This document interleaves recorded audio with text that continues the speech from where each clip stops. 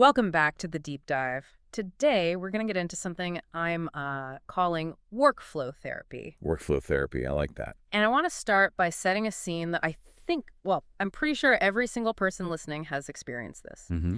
You've just finished a fantastic video meeting with a potential client.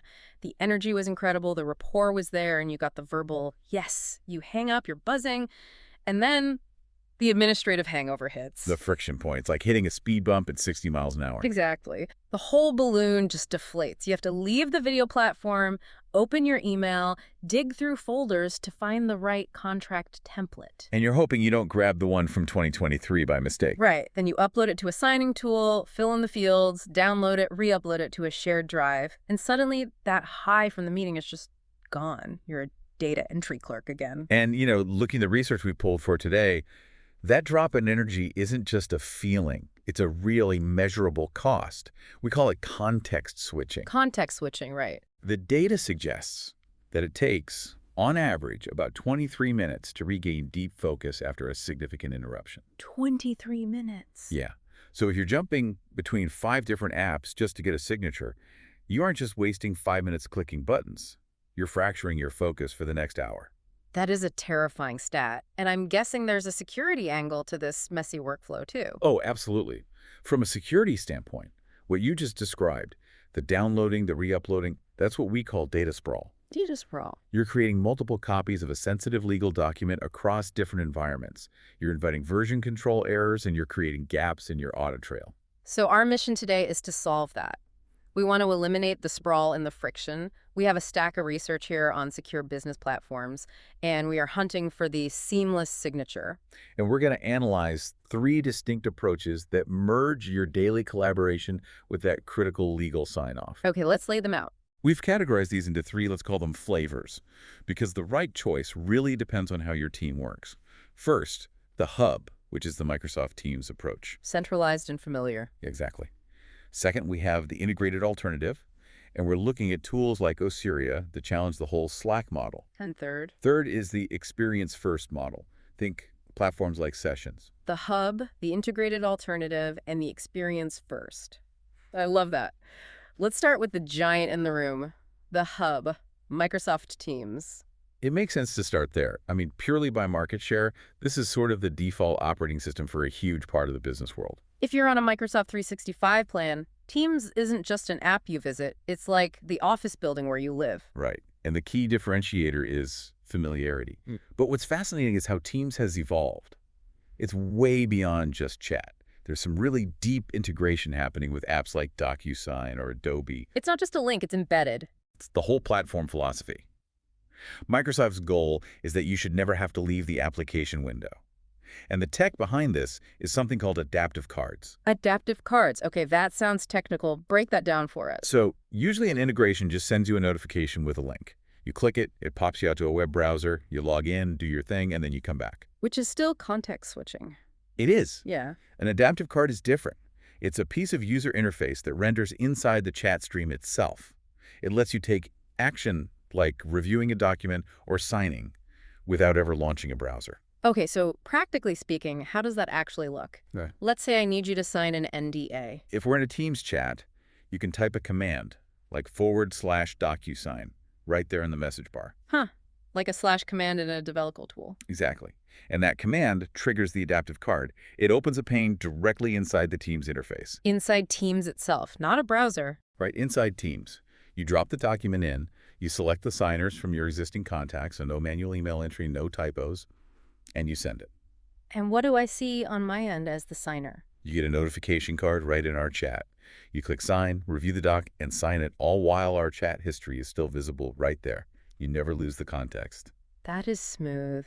But here's the part that's really interesting for the compliance officers among us, the storage. Yes. Because usually a signed doc just vanishes into the signing app's cloud, and I have to go hunt for it later. That's the primary advantage of the Microsoft ecosystem, because the back end is all connected. Once that document is signed, it doesn't just sit in DocuSign. It automatically saves back into the specific OneDrive or SharePoint folder for that channel. So it circles back home. Automatically. Okay. And it posts a status update right in the chat thread. So 6 months later, you don't have to wonder, did they actually sign that? Right. You just scroll up. The confirmation is right there. That solves the where did I put that file problem, which is half the battle. Okay, but let's talk about the money. Because Teams feels free if you have a business plan. There's always a catch. There always is. The Teams app itself is included in your 365 license. Yeah. And the integration, the ability to plug DocuSign in, is technically free. But, I sense a but. But you still need a paid subscription for DocuSign itself. You can't just use the plugin without a paid DocuSign account. Right, so you're paying for two seats, your seat at the Microsoft table and your seat at the DocuSign table. Correct, they're just sitting next to each other. So for a small business, that double licensing creates a stack of costs. Okay, so the takeaway for the hub is really about the zero learning curve. If you're already deep in the Microsoft universe, don't invent a new workflow. Exactly. It's the path of least resistance for any corporate or established team where security and file location are, non-negotiable. All right, so let's flip that coin. What if I'm not a Microsoft person? I run a leaner operation, I'm agile, I live in channels, I'm probably a Slack user. Then you're looking at our second category, the integrated alternative. Now, standard Slack works kind of like Teams, right? You can plug in apps. But the research highlighted a different approach. We looked at a platform called Osuria. Osuria is interesting because it markets itself specifically as a Slack alternative. It's not trying to be the everything app like Microsoft. It's for teams that love the chat room feel, but are tired of that stacking problem we just mentioned. The stacking problem. So paying for Slack and then also paying for Dropbox and then also for HelloSign. Correct. The key difference with a platform like Osuria is that document management isn't a plugin. It's baked in. Baked in. I like that distinction. So it's not an afterthought you have to configure. No. Think about it this way. In a standard setup, your chat app and your legal files are basically in two different countries. You need a passport and API key to travel between them. Okay. In Osuria, it's all the same country. You have your workspaces, your channels, your DMs, just like Slack. But you also have native contract uploading and version tracking in that same interface. So I can upload a legal doc, track who's opened it, and get it signed without leaving the app. And this is the critical part, without needing a third-party subscription for the signature. The e-signature capability is part of the core offering. That sounds huge for version control. I mean, we've all sent a contract on email, then discussed it on Slack, then changed a clause, and suddenly no one knows which PDF is the real one. That is the nightmare scenario. By keeping the conversation and the document in the same timeline, in the same tool, you reduce that risk significantly. The chat about the doc is attached to the doc itself. So let's talk price on this one. If I'm a small business owner, maybe a digital agency with, say, 15 people, does this actually save me money? Potentially, yeah. Oh. The strategy is consolidation. Instead of paying per user for Slack, plus per user for storage, plus per user for an e-sign platform, Osuria positions itself as a single annual cost per user. So you're streamlining the vendor list. Which for a small admin team is a huge benefit in itself. One bill to pay, one support team to call if something breaks. Right, you're not playing vendor ping pong. Exactly. Okay, so takeaway here. If you want that modern, fast feel of Slack, but you want signing built in to avoid subscription fatigue, you look at these integrated alternatives. It's for the team that values speed and simplicity. It's the lean startup choice. All right, let's pivot to our third category. This one is fascinating because it flips the script. It's not chat first. It's meeting first. Right. We're talking about platforms like Sessions. This feels tailor-made for a specific listener. If you're a coach, a consultant, a therapist, someone whose business is the meeting, this seems like the route. The shift here is from the endless scroll of text chat to focusing on the live interaction. The feature that really changes the workflow is the idea of the persistent room. Persistent room. Okay, unpack that. Most of us are used to Zoom, where the room just sort of dissolves when you hang up. Exactly. A Zoom room is temporary, like a hotel conference room. You use it, then it's wiped clean. Next week, it's a blank slate. The chat's gone, the links are gone, everything. Right. A sessions room is like your own private office. It's a persistent workspace. You can pin files, agendas, resources. Cloud recordings are saved right there in that specific client's room. It creates a permanent home for that relationship. I can see the value of that for a client. They log in and everything you've ever worked on is just there. It feels very high touch. And it has the interactive tools, whiteboards, polls, custom booking pages. It sounds amazing. But I'm sensing a but here regarding our seamless signature mission. The but is that Sessions is a venue, not a lawyer. Meaning? It is not a document signing hub. It's the front door. You can host an incredible experience, but when it's time to sign the contract, the platform doesn't do that natively. So how does the workflow look then? I have a great session, I close the deal, then what? You would typically link to your e-signature tool from inside the workspace. You can pin a button that says Sign Contract Here, which opens your external tool in a new tab. So we're back to a little bit of friction, a little context switching. A little bit, yeah. But for this type of user, that trade-off is worth it. If your value is the quality of your coaching, you want the platform that maximizes that experience.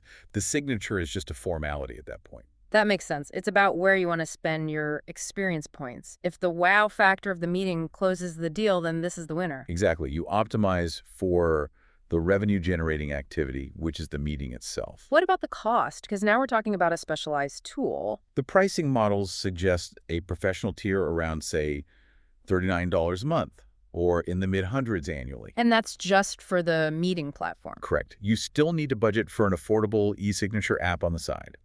So you're not consolidating costs. You are prioritizing the meeting quality and paying a premium for it. You're buying a better stage to perform on. That's a great way to put it. Okay, so we have our three contenders: the hub, the all-in-one, and the venue. Let's synthesize this. We need a decision matrix because it depends is a lazy answer. Let's do it. 3 scenarios. Scenario A. I'm calling this the corporate captain. You've got 50 employees. You already pay for Microsoft 365. You have a compliance policy. What do? You do not move. You stay right where you are. Don't chase the shiny new toy. It's not about not rocking the boat. It's about leverage. You already have the infrastructure. Use Teams. Use the DocuSign integration. Use SharePoint. The friction of moving 50 people to a new platform is way more than the benefit of a prettier interface. Security and compliance win. Got it. Scenario B, the agile creator. You run a digital agency. You hate corporate bloat. You want to stop paying 10 different SaaS companies. You look at Osuria or a similar tool. Stop juggling. If your team lives in chat, get the tool that puts the signature right inside the chat. You simplify your billing, you simplify your onboarding, and you get that baked-in efficiency. And finally, scenario C, the high-touch service provider. You're a therapist, an executive coach, you run high-ticket workshops. You go with sessions. For you, the product is the conversation. You want that persistent room where your client feels taken care of. You accept the slight friction of linking out to a signing tool because the client experience during the meeting is superior. It's the front door versus the back office. Precisely. The corporate captain prioritizes the back office. The service provider prioritizes the front door. There is one variable we haven't hit hard enough, though, and that's the sheer volume of contracts. This is crucial. This is the practical gotcha in the pricing. You have to do the math on seats versus envelopes. Because e-sign tools often charge by the envelope, meaning per document sent, right? Many do. Or they have monthly limits on the lower tiers. So if you're sending 5 contracts a month, a cheap add-on to sessions is totally fine. The math works. But if you're sending 500... If you're sending 500 contracts a month, that per envelope cost adds up fast. In that high-volume scenario, the integrated model of Osuria or the enterprise pricing of DocuSign might actually be cheaper per unit. That's a great point. A low monthly fee can hide a high per-signature cost. So you have to check 3 things. Your current stack, Slack versus Microsoft, your headcount, because it's all per user, and your contract volume. Those 3 numbers will give you your answer. This has been incredibly clarifying. I think what stands out to me is that we often just accept friction as, part of the job. Right. We think, oh, it just takes 2 minutes to download this and upload that. But 2 minutes, 10 times a day, across 10 employees, that's hours of lost productivity. And more importantly, it's hours of lost focus. It's that context switching again. It's the silent killer of deep work. If you can remove even one of those switches, that pays for the software right there. So, to recap, if you want zero learning curve and you're in 365, optimize Teams. If you want a Slack-style chat with signing baked in, check out Osuria. And if you want the ultimate live meeting experience, you build around sessions. The goal isn't the tool with the most features. It's the tool where the workflow actually flows. And that leads me to our final thought for you today. Just look at your taskbar right now. Look at all those open icons. Are you paying for a stack of tools that don't talk to each other? Or are you building an ecosystem? That is the question. Are you building walls between your tasks, or are you building bridges? Sometimes the best tool isn't the one with the highest rating on a review site. It's the one where your team actually lives. If they live in chat, bring the contract to the chat. Stop making your team commute between apps. Well said. Time to close the gap. That's it for this deep dive. Go streamline that signature and we'll catch you on the next one. Stay secure, everyone.